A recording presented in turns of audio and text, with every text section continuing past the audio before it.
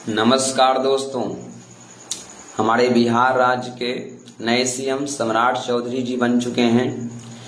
उनका रियलिटी के बारे में बात करें तो इनका एजुकेशन, एज और हिस्ट्री के बारे में बहुत ही तरह का कंट्राडिक्शन देखने को मिलता है, कंट्रोवर्सी देखने को मिलता है। सबसे पहला कंट्रोवर्सी तो यही दिखता है कि उन पर सबसे पहले 1995 में एक मर्डर केस का आरोप लगाया जाता है।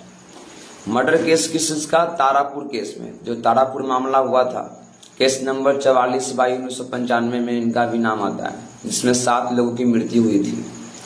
तो वो इसमें क्या दलील देते हैं? वो अपना दलील देते हैं कि मेरा जो जन्मदिन है, जन्मतिथि है जो 1981 में है, जिसके अनुसार 1995 में मेरा 14 साल है। तो इतना कम एज में कौन किसी की मृत्यु कर सकता है? जबकि वही आदमी 2020 के इलेक्शन में, जब 2020 का इलेक्शन होता है, तो वो कहते हैं कि मेरा डेट ऑफ बर्थ 1968 है, यानी इसके अनुसार 1995 में 27 साल होगा।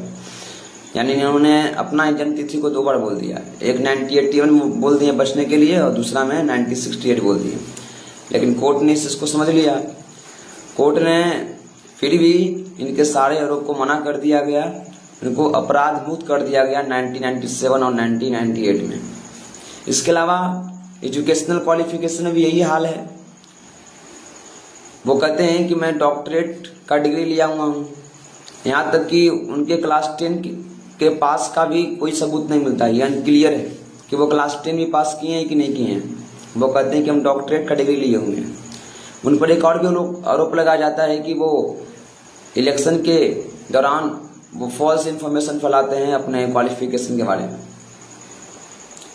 यानी ना ही इनका एजुकेशन क्लियर है, अनक्लियर बिल्कुल है मुद्दा ये। ना ही इनका एज, कि वो 1968 में जन्म लिए थे कि 1981 में जन्म लिए थे।